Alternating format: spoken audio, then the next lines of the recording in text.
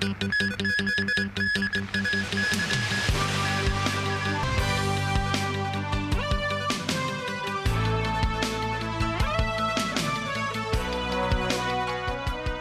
evening and welcome to TVB News. Sources say U.S. President Donald Trump will visit China in the next 6 months, during which he could be accompanied by several dozen business leaders. But the source did not mention whether Trump will meet with President Xi Jinping during the upcoming visit. This as U.S. Secretary of the Treasury Scott Bessent expressed confidence more Chinese rare earth magnets will be imported into the U.S. after the two countries reached a trade agreement earlier this week. Nikkei Asia cited sources saying that American officials are already preparing U.S. President Donald Trump's visit to China later this year, after he announced the finalization of a trade agreement between the two countries on Thursday. The scale of the visit will be similar to that of Trump's earlier visit to Saudi Arabia in May, where the American president was accompanied by a delegation of dozens of business leaders. Speaking in an interview with Fox Business, U.S. Secretary of the Treasury Scott Bessent revealed further details of the Sino-American trade agreement. He noted part of the agreement includes a decrease in tariffs and a deal on rare earth. He expressed confidence rare earth magnets will be imported to the U.S. Bessent stressed China accounts for 30% of global manufacturing output and believes it to be unsustainable. He added that Washington needs to observe if Beijing is willing to be a responsible business partner. Bessent also expects Washington's trade disputes will be resolved prior to the Labor Day holiday on September 1st, meaning that the U.S. will continue engaging in trade negotiations past the original July deadline. A new twist in the U.S. trade war with Canada as President Trump ends talks with his northern neighbors. Canada was making moves to tax tech giants like Amazon. Trump called it a blatant attack on America. David Garrett with more. Donald Trump is ending trade talks with Canada. The North American neighbours are imposing levies on each other, but with Canada pressing ahead with a service tax on tech giants, Trump on Truth Social announcing discussions are hereby terminated. Adding Canada will be told in the next week what they will have to pay to do business with the US. Jeff Bezos has other things on his mind as he gets married in Venice. It is his company, Amazon, along with others such as Google and Facebook owners Meta, that will be hit with 3% taxes on their revenue since 2022 under new Canadian tax rules. Combined, it could cost these American platforms and others a total of $2 billion US. Trump is trying to stop it. We have a great relationship with the people of Canada, but it's been very difficult, and they put a charge, and they were a little bit early. We found out about it. So, and we have all the cards. We have every single one. We don't want to do anything bad, but they have economically, we have such power over Canada. I'd rather not use it, but they did something with our tech companies today trying to copy Europe. You know, they copied Europe. It's not going to work out well for Europe either, and it's not going to work out well for Canada. Canada's Prime Minister, installed by the electorate this year to battle with Trump on trade, confident he'd get a deal that works for Canada by July. Carney, in response, said this is part of the negotiation. And Trump just said in the Oval Office that he expects that Canada will remove the digital services tax on American big tech companies. We'll see if Canada does that. It's quite possible that they will, as part of a larger renegotiation of trade talks in an effort to get rid of tariffs on Canadian goods. Trump also asked about the clock ticking on other countries yet to come to an agreement. He said a letter is being drafted and some nations will get an invoice soon. We've made a deal with China. We've made a deal with probably 4 or 5 different countries. With the UK, it was a great deal for both.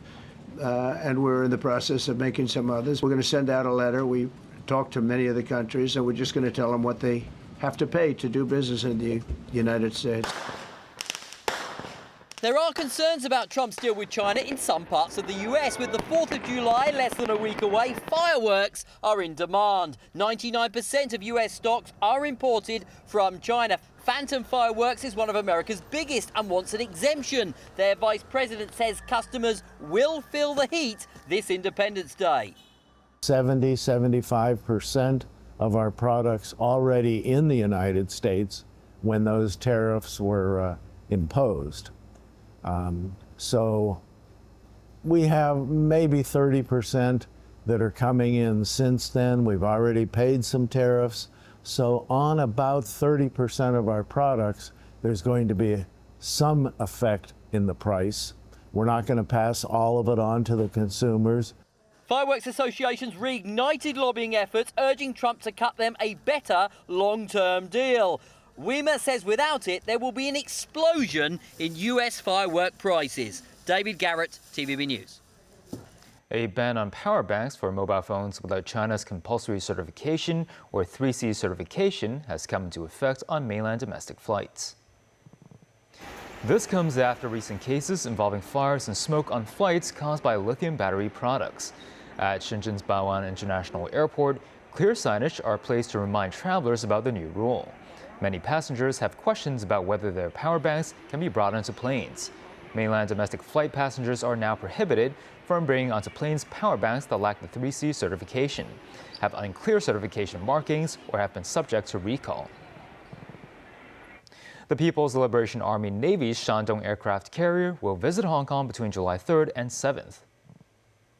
The carrier will be open to members of the public, allowing residents to gain a deeper understanding of the country's armed forces development.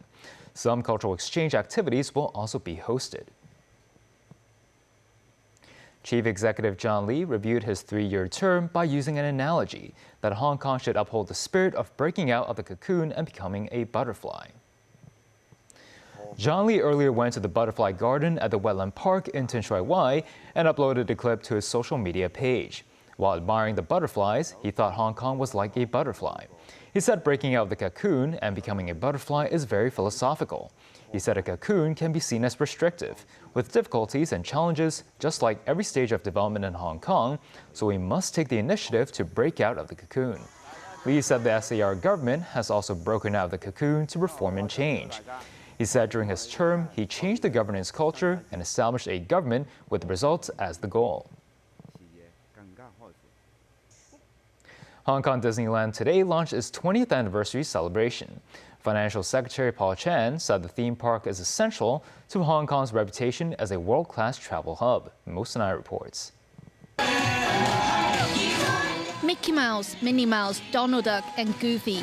More than 30 well-known Disney characters appeared in this parade for the opening day celebration of Hong Kong Disneyland's 20th anniversary. Featuring 11 floats, the parade lasted for about 30 minutes, consisting of more than 100 performances. Visitors were drawn by the festivities, with many taking pictures and videos to capture the moment. Financial Secretary Paul Chan and Secretary for Culture, Sports and Tourism, Rosanna Law, were among the cheering spectators. It's fantastic. It's great. My kids really love it. They really enjoy about the parade. That's why we really want to come to today, because it's the first day you guys make a celebration, right? Yeah. This is our second time, and we were actually supposed to be here last week, but when we found out the celebration was happening, we changed our whole flights to get here, to be here for the celebration, be there for the most magical party of all. So, to commemorate the 20th anniversary, Disney put up a series of new decorations featuring their iconic characters. Disney is optimistic of luring a wealth of visitors to the park over the summer season. But we're just one piece of the puzzle in overall Hong Kong. We just have to look around today and see the optimism on the people coming from around the world to tell you that it's going to be a good summer for us and a good summer for Hong Kong. Meanwhile, Paul Chan said Disney received 7.7 million visitors last year. It is a landmark destination, essential to our reputation as a world-class travel hub. But in today's fast-changing world, maintaining that status means we must always stay ahead, innovating and reinventing in order to meet the changing tastes and expectations of visitors. Last year, the theme park announced that next development phase, the expansion of the Marvel theme section and a new Pixar entertainment experience. Disney said construction of the two projects is progressing well. Mo Sinai, TVB News.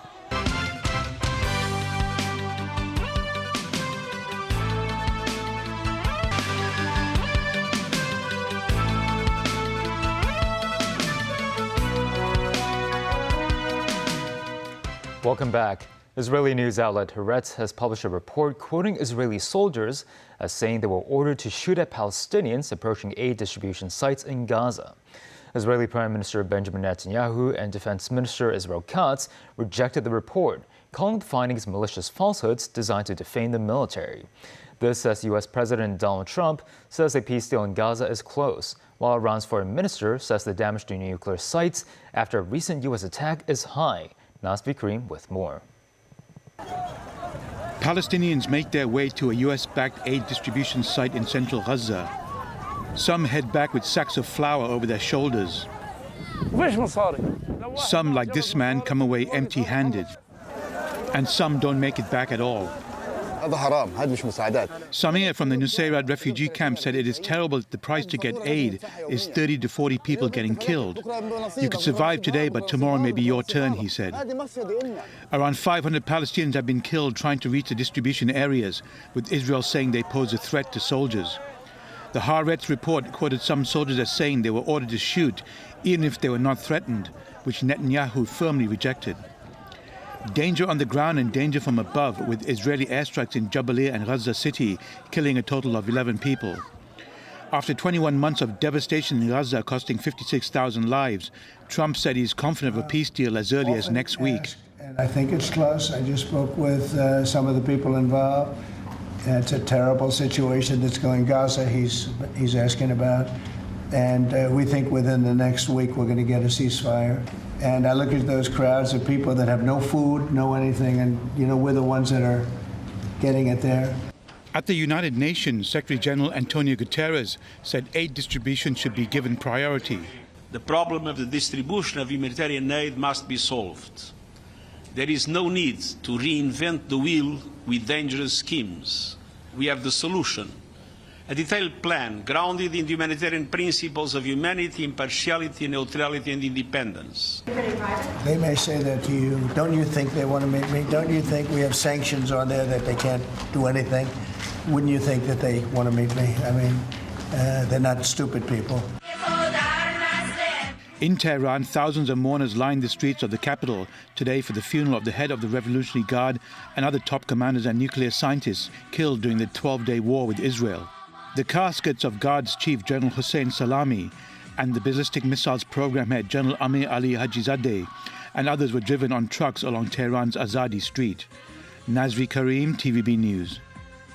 Thousands of protesters gathered in Thailand's capital today to demand the resignation of Prime Minister Paetongtarn Shinawatra. It is part of the brewing political turmoil set off by a leaked phone call with former Cambodian Prime Minister Hun Sen. Paetongtarn faces growing dissatisfaction over her handling of a recent border dispute with Cambodia involving an armed confrontation last month. One Cambodian soldier was killed in a relatively small contested area. Outrage over the call mostly revolved around Paetongtarn's comments towards an outspoken regional army commander and her perceived attempts to appease Hun Sen. Protesters occupied parts of the streets around the Victory Monument in central Bangkok. Many of the leading figures in the protests are from a group known as Yellow Shirts, longtime foes of Paetongtarn's father, former leader Thaksin Shinawatra. Under the Trump administration, the U.S. has been accusing China of threatening the safety of the Panama Canal. But some Panamanian scholars pointed to the contrary, saying that it has been Washington that's been the one posing a historic threat to their country.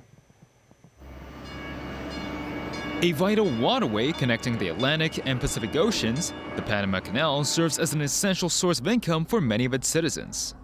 But recent threats from the Trump administration have increased concerns among the local population. Juan Tam, a Panamanian of Chinese descent, has worked for an American company based in the canal for almost 3 decades. He recalled the Americans' working style has left a deep impression on him. Whenever they're pressuring somebody, that's in the history of the United States. Along the history of over 200 years of history, they repeat themselves. I want this, I want this, I want this. I will go to war with you. Tam said many Panamanian officials received Western education in either Europe or the U.S., which played a role in influencing their anti-Chinese attitudes. They learned that Chinese are bad all along from year 1 till now. The yellow, the menacing yellow around the world are not good. At the start of the 20th century, the Panama Canal was completed with U.S. assistance, but the infrastructure project remained in the hands of the Americans for the next several decades, closely guarded by the U.S. military. In 1964, some Panamanians were killed by U.S. soldiers when trying to defend Panama's sovereignty near the canal. It wasn't until 1999 when canal control was returned to the locals. Later, Hong Kong-based conglomerate CK Hutchison gained control of the operation of 2 ports on the canal. Some 20 years later, China became the target of U.S. accusations of dominance over the Panama Canal. Washington further said the canal must not be weaponized by Beijing. But some Panamanian scholars emphasize that China has never threatened the independence of Panama. Samuel Antonio Prado Franco, a professor at the University of Panama's Institute of History, dismissed Trump's claims of a presence of Chinese troops on Panamanian territory, adding that it's actually the U.S. that's sending its military to the country. He stressed China has only offered support for Panama, both in terms of assistance in constructing the canal and railroads. From Shanghai's plateaus to Hong Kong's plates, Shanghai established large-scale vegetable supply bases for Hong Kong in recent years. This month, the province has also stepped up food inspection systems through a cooperation with Hong Kong Standards and Testing Center. In the third part of our series on Shanghai, Jacqueline reports from 2 agricultural hubs. At 2,600 meters above sea level, these fields in Huzhou County are part of Qinghai's 57,000 mu, or 3,800-hectare agricultural export base, supplying fresh produce to Hong Kong and Macau. They include some of Hong Kong people's favorite leafy greens, antioxidant and vitamin-packed kale, and romaine salad lettuce. Local agricultural experts said Qinghai's high altitude and long sunlight hours help prevent pests without the need of pesticides, allowing many crops to acquire organic certification more easily.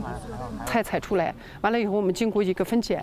Xiang, director of the Huzhou County Vegetable Technical Service Center, said after harvesting, they pre-cool and package to Hong Kong standards, with testing completed locally, so no additional customs checks are needed. From field to fridge to fork, she said it takes no more than 72 hours to deliver the vegetables from Qinghai to Hong Kong. Earlier this month, Qinghai's market regulator and Hong Kong Standards and Testing Center jointly launched a testing lab. Authorities hope Hong Kong certification can help Qinghai's harvest reach international aisles. Xu Shoulong, president of the Qinghai Institute of Product Quality Inspection and Testing, said Hong Kong certification opens the doors of more than 60 countries for their farm produce. Another star product here is Qinghai's rapeseed, which packs nutrients including carotene, omega-3, and selenium, proven to improve immunity and cardiovascular health. 15 Qinghai universities and firms are working to develop high-nutrition rapeseed variants. Last month, this agricultural technology firm has exported 120 metric tons of rapeseed to Mongolia. Its next step is to set up a demonstration zone in Kazakhstan to further promote its products. Jacqueline, TVB News, Qinghai. When Russian President Vladimir Putin was asked a news conference about a possible meeting with U.S. President Donald Trump, Putin said it was possible and that the Russian side would be happy to prepare for it. Putin also said that Moscow is ready for the third round of peace talks with Ukraine. At a news conference in Minsk, Belarus, Putin said Russia is ready to hold the peace talks in Istanbul. When asked to comment on NATO countries' plans to increase defense spending, Putin said it demonstrated their aggressiveness. To celebrate the 28th anniversary of Hong Kong's return to the motherland, a shopping mall in Kwun Tong has brought in various humanoid robots from the mainland to host an AI sports game. Celine Chan was there to check them out. As China's elite athletes prepare for the year-end national games, an unlikely squad has already stolen the show. Meet these mechanical contenders here in the arena. These 2 humanoid robots duked it out on stage, trading blows on the platform, appearing evenly matched. However, compared to real humans, they're noticeably less agile, and their punches often miss the mark. Hung Pak-wing, Hong Kong's Thai kickboxing lightweight champion, said these humanoid robots are more like human-shaped punching bags at the moment, and believe improvements are needed in reaction time and sensing speed. How do their human teammates rate their performance in a kids' football match? This child said the robots are a bit slower, and he would consider himself a much stronger player. This little player found his robot teammate pretty nice to play with, noting that it managed to block a few shots in a fast-paced game. For those who are interested in challenging them, the venue also features interactive booths, including Disco Maku game, allowing residents and travelers to engage firsthand with AI robots. The light blue-clad contestant here took second place in the world's first humanoid robot half marathon back in April. But since arriving in Hong Kong, its footwork look seems to have faded. Meanwhile, the compact cocoon robots impressively mimic kung fu moves. The property developer owning the plaza said its shopping malls will host tailored events aligning with the city's mega events in the future, hoping to attract more visitors. Celine Chan, TVB News.